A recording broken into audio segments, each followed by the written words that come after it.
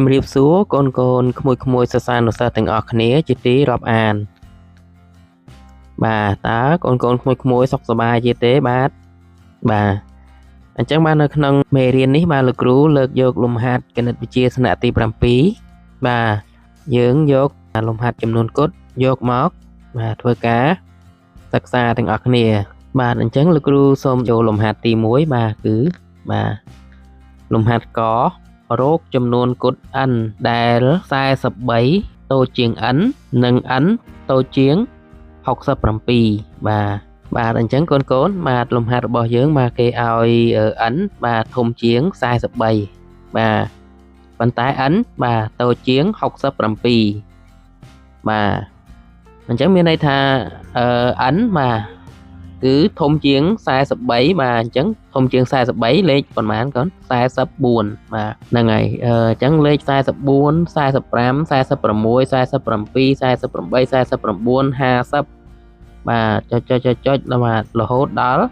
66បាទដោយ n របស់យើងបាទតូចជាង67បាទអញ្ចឹង n របស់យើងមានតម្លៃចាប់ពី44បាទរហូតទៅដល់66បាទអញ្ចឹងនាំឲ្យយើងបាន n បាទគឺស្មើបាទចាប់ពី44រហូតទៅដល់66បាទឥឡូវកូនមកយល់ដែរទេកូនបាទលំហាត់ករបស់យើងនេះបាទអញ្ចឹងលោកគ្រូសង្ឃឹមថាកូនយល់ហើយណាបាទការរកចំនួនគុត n ដែលមានតម្លៃធំជាង43និងតូចជាង67នេះបាទអញ្ចឹងលោកគ្រូសូមចូលលំហាត់ខមួយទៀតបាទអញ្ចឹងលំហាត់ខរបស់យើងបាទគេឲ្យយើងរកចំនួនគុតសេសរបស់ a បាទដែល55ធំជាងឬក៏ស្មើ a បាទតែ a របស់យើងបាទតូចជាង65បាទអញ្ចឹងឥឡូវបាទកូនយើងរកតម្លៃ a ទាំងអស់គ្នាកូនបាទអញ្ចឹងគេឲ្យយើងរកតម្លៃនៃចំនួនគុតសេសរបស់ a បាទដោយយើងដឹងថា a ធំជាងឬក៏ស្មើ55ប៉ុន្តែបាទតូចជាង65បាទអញ្ចឹងមានន័យថាតម្លៃ a របស់យើងបាទធំជាងឬស្មើបាទអញ្ចឹងយើងយកពីតម្លៃស្មើ55ទៅកូនបាទគឺបាទយកតែតម្លៃសេសទេណាកូនអត់យកតម្លៃគូទេណាបាទអញ្ចឹង55បាទបន្ទាប់ពី55 57 59 61បាទរហូតដល់63បាទអញ្ចឹង63គឺតូចជាង65បាទអញ្ចឹងយើងបាន a គឺស្មើបាទចាប់ពី55 57 59 61និង63បាទអញ្ចឹងបាទកូនបាទយល់អំពីលំហាត់ខរបស់យើងនេះដែរទេកូនបាទអញ្ចឹងបាទលោកគ្រូសង្ឃឹមថាកូនបាទយល់អំពីការរកចំនួនគុតសេសរបស់ a យើងនេះហើយណាកូនបាទអញ្ចឹងបាទលោកគ្រូសូមចូលទៅលំហាត់លេខ2មួយទៀតបាទអញ្ចឹងលំហាត់លេខ2របស់យើងបាទគេឲ្យយើងគណនាប្រមាណវិធីនៃកន្សោមខាងក្រោមនេះបាទឥឡូវយើងចូលលំហាត់កទាំងអស់គ្នាកូនបាទលំហាត់ករបស់យើងបាទគេឲ្យកន្សោមនៃ40គុណឲ្យ5បូកឲ្យ50គុណឲ្យ6ដកឲ្យ7បាទគុណឲ្យ60បាទអញ្ចឹងបាទដើម្បីធ្វើប្រមាណវិធីនៃកន្សោមដែលមានប្រមាណវិធីគុណបូកដកបាទអញ្ចឹងយើងត្រូវគណនាប្រមាណវិធីគុណមុនណាកូនបាទបន្ទាប់មកចាំយើងធ្វើប្រមាណវិធីបូកនិងដកក្រោយបាទឥឡូវយើងធ្វើការគណនាផលគុណមុនកូនបាទអញ្ចឹងស្មើឲ្យបាទ40គុណឲ្យ5បាទស្មើ200បាទបូកឲ្យដាក់សញ្ញាបូកសិនមកបាទ50គុណឲ្យ6បាទស្មើ300បាទរួចហើយយើងដាក់សញ្ញាដកសិនមកបាទ7គុណឲ្យ60បាទអញ្ចឹង7គុណឲ្យ60បាទស្មើ420បាទបន្ទាប់មកបាទយើងធ្វើការបូកដកបន្តទៀតមកកូនបាទអញ្ចឹងស្មើបាទ200បូកឲ្យ300បាទស្មើ500បាទអញ្ចឹង ដកឲ្យ420បាទស្មើ80បាទអញ្ចឹងកូនទាំងអស់គ្នាបាទយល់ដែរទេកូនបាទលំហាត់ករបស់យើងនេះបាទនៅពេលកន្សោមដែលមានប្រមាណវិធីគុណបូកនិងដកបាទយើងត្រូវធ្វើប្រមាណវិធីគុណមុនបាទបន្ទាប់មកបានយើងធ្វើប្រមាណវិធីបូកនិងប្រមាណវិធីដកតាមក្រោយបាទឥឡូវបាទលោកគ្រូសូមចូលលំហាត់ខមួយទៀតកូនបាទលំហាត់ខរបស់យើងបាទគឺវងក្រចកនៃ57បូកឲ្យ43ដកឲ្យ7គុណឲ្យ5បាទគុណឲ្យ20បូកឲ្យ4គុណឲ្យ90បាទអញ្ចឹងបាទដើម្បីយើងគណនាប្រមាណវិធីនៃកន្សោមដែលមានវងក្រចកបាទអញ្ចឹងយើងត្រូវដោះស្រាយបាទប្រមាណវិធីនៅក្នុងវងក្រចកជាមុនសិនណាកូនបាទបន្ទាប់មកបាទយើងធ្វើការបាទគណនាលេខនៅពីខាងក្រៅវងកញ្ចក់ម្ដងបាទអញ្ចឹងយើងធ្វើការគណនាលេខនៅក្នុងវងកញ្ចក់សិនមកបាទអញ្ចឹងស្មើបាទ57បូកឲ្យ43បាទគឺស្មើ100បាទដកឲ្យ7គុណឲ្យ5បាទគឺស្មើ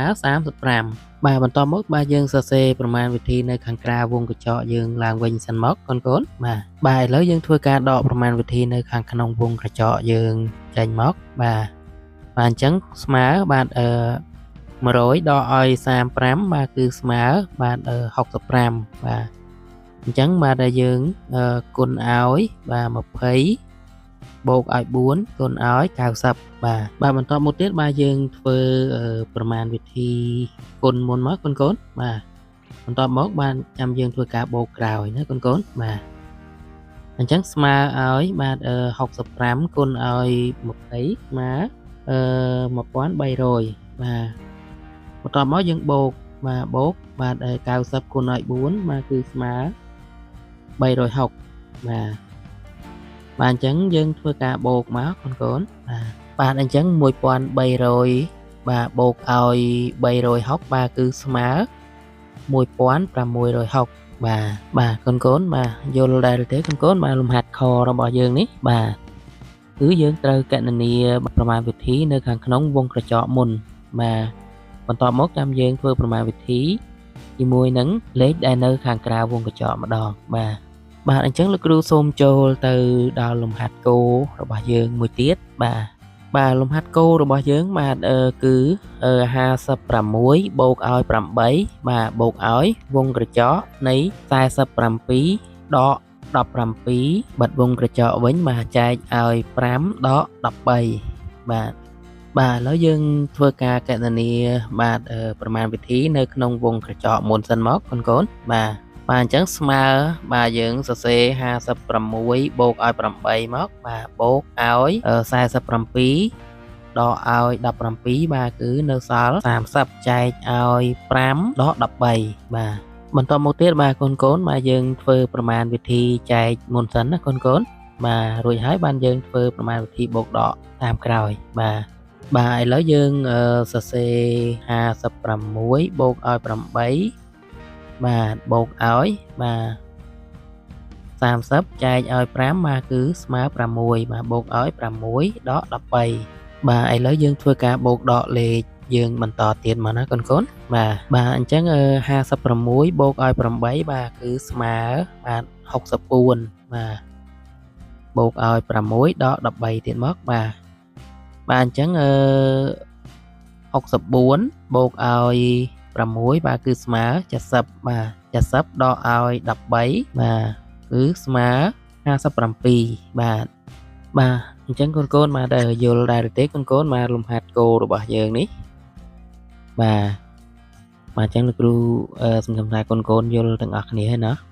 បាទឥឡូវលោកគ្រូចូលដល់លំហាត់ខោម្ដង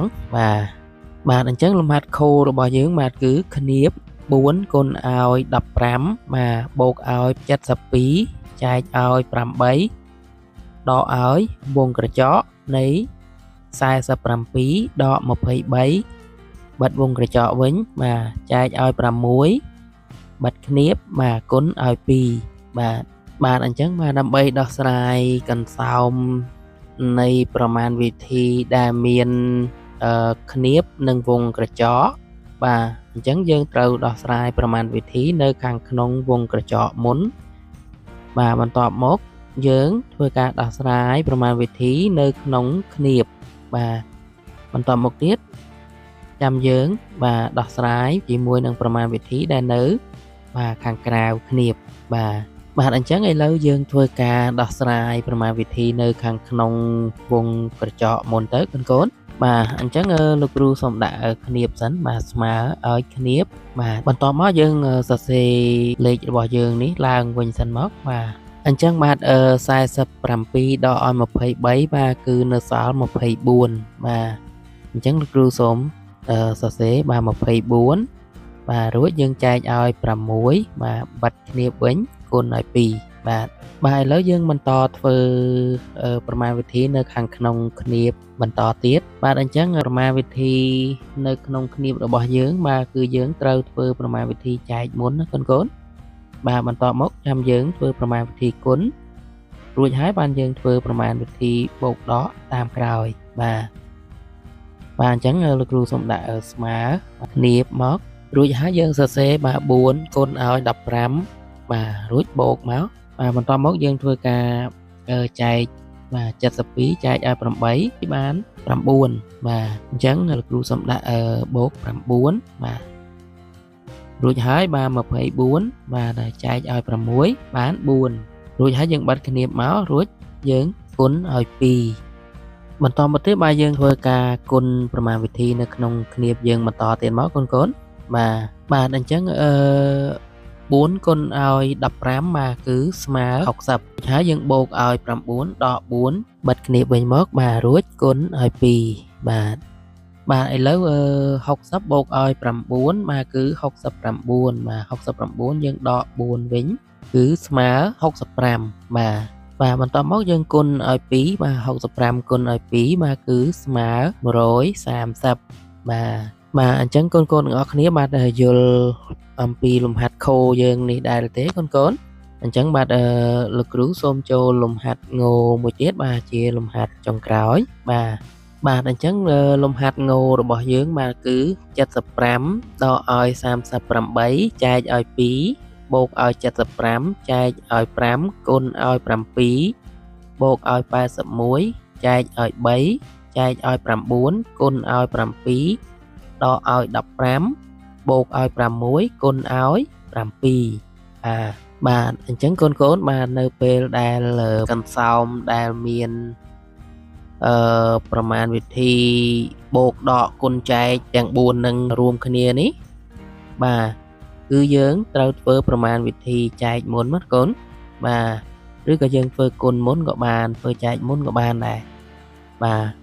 ប៉ុន្តែលោកគ្រូបាទសូមធ្វើចែកមុនមកបាទបន្ទាប់មកបាទយើងធ្វើប្រមាណវិធីចែករួចរាល់ហើយអស់ហើយបាទ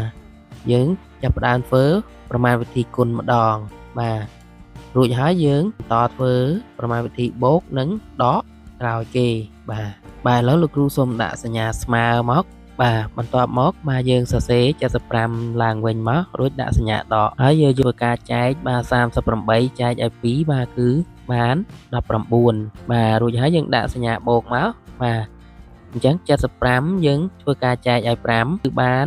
15រួចហើយយើងដាក់សញ្ញាគុណដាក់លេខ7មករួចហើយយើងបូក81យើងយក81ចែកឲ្យ3បាទ81ចែកឲ្យ3យើងចែកបាន27បាទបន្ទាប់មកយើងយក27ហ្នឹងបាទចែកឲ្យ9ទៀតបាទអញ្ចឹង27ចែកឲ្យ9បាទគឺបាន3បាទអញ្ចឹងលោកគ្រូដាក់បូកឲ្យ3រួចហើយយើងគុណឲ្យ7បាទដក15បូកឲ្យ6គុណឲ្យ7វិញបាទបន្តមកទៀតបាទកូនបាទយើងធ្វើប្រមាណវិធីគុណបន្តទៀតបាទឥឡូវយើងដាក់ស្មើមករួចយើងសរសេរ75ដល់19បាទរួចយើងដាក់បូកបាទបន្តមកបាទយើងធ្វើការគុណមកកូនបាទ15គុណឲ្យ7បាទគឺស្មើ105រួចហើយយើងដាក់បូកឲ្យបាទ3គុណឲ្យ7ស្មើ21បាទរួចហើយយើងដាក់ដក15បន្តមកយើងដាក់សញ្ញាបូកបាទរួចហើយយើងគុណបាទ6 គុណឲ្យ7បាទ6 7ដងបាទ42បាទបន្តមកទៀតបាទយើងធ្វើការបូកដកបញ្ចូលគ្នាតទៀតមកណាកូនបាទអញ្ចឹងលោកគ្រូសូមដាក់ស្មើបាទ75ដកឲ្យ19បាទគឺស្មើ56បាទរួចហើយយើងដាក់បូកបាទ105បូកឲ្យ21បាទគឺស្មើ126រួចហើយលោកគ្រូដាក់ដកបាទ15បូកឲ្យ42បាទគឺស្មើ57បាទឥឡូវបាទកូនបាទយើងធ្វើការបូកសិនមកបាទកូនបាទ126បាទយើងបូកឲ្យ56ទៀតបាទអញ្ចឹងវាស្មើ182អញ្ចឹង182យើងដក57បាទគឺនៅសល់125បាទអញ្ចឹងបាទកូនទាំងអស់គ្នាបាទយល់អំពីលំហាត់ងូយើងនេះដែរទេកូនបាទលោកគ្រូសង្ឃឹមថាកូនបានយល់លំហាត់របស់យើងទាំងអស់នេះហើយណាកូនបាទអញ្ចឹងបាទមេរៀននេះបាទគឺបានដល់ទីបញ្ចប់ហើយណាកូនបាទអញ្ចឹងបាទសម្រាប់កូនដែលមិនទាន់យល់ច្បាស់នៅការដោះស្រាយលំហាត់របស់យើងនេះបាទកូនអាចសិក្សាឡើងវិញម្ដងទៅ2ដងទៅកូននឹងយល់ច្បាស់ហើយណាកូនបាទអញ្ចឹងបាទលោកគ្រូសូមអរគុណច្រើនសម្រាប់ការចូលរួមសិក្សារបស់កូនទាំងអស់គ្នាបាទជួបគ្នានៅវីដេអូមេរៀនក្រោយទៀតណាកូនបាទ